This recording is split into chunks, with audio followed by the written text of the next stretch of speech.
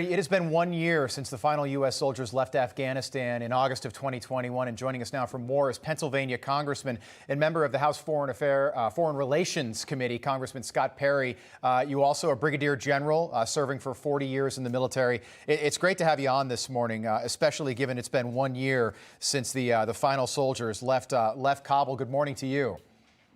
Good morning, Rob. Yeah, it's unfortunately, it's one of those anniversaries that you cannot celebrate the unnecessary and untimely deaths of service members whose lives were taken from them because of the absolutely just complete botched withdrawal from Afghanistan by the administration. And I think the Foreign Affairs Committee's report completely outlines how they were unprepared and how all these things that happened were completely unnecessary. They're leaving behind of American citizens and American allies, the leaving behind of billions upon billions, tens of billions of dollars of military hardware to our enemies, and of course the humiliation across the world stage after a long fought battle in Afghanistan to just walk away and let the Taliban and the terrorists take back over and oppress that country without anything, without one darn thing to show for it. And it keeps getting worse and worse. And I think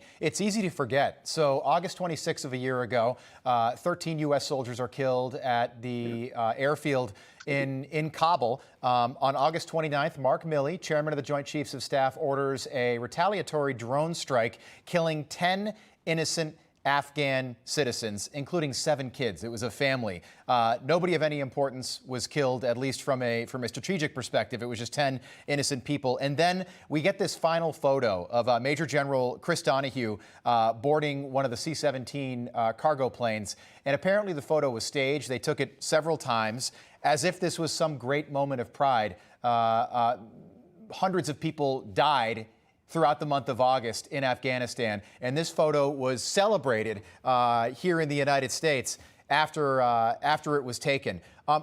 Looking back a year later, how did we get this so wrong?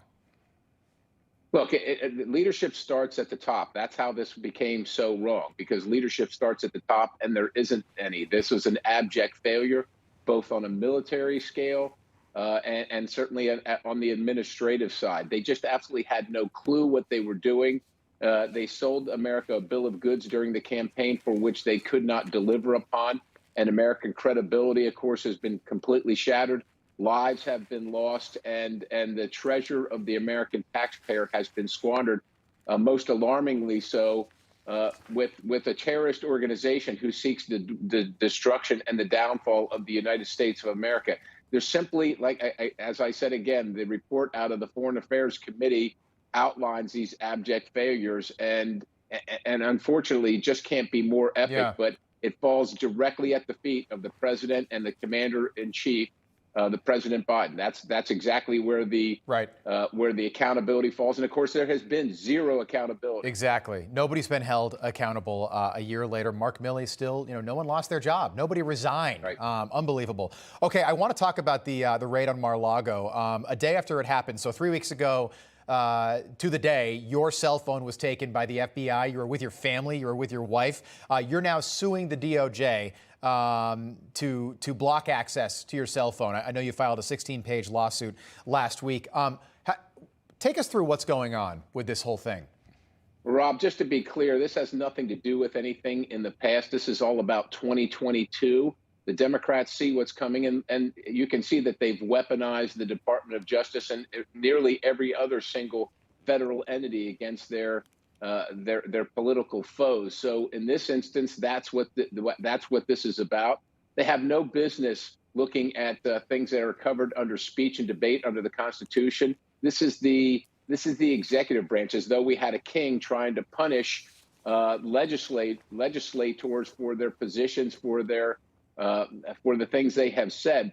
And in this case, of course, I have filed impeachment articles on Merrick Garland for his activities regarding parents who were interested in what was happening in their schools, putting threat tags on those parents. So I filed articles of impeachment.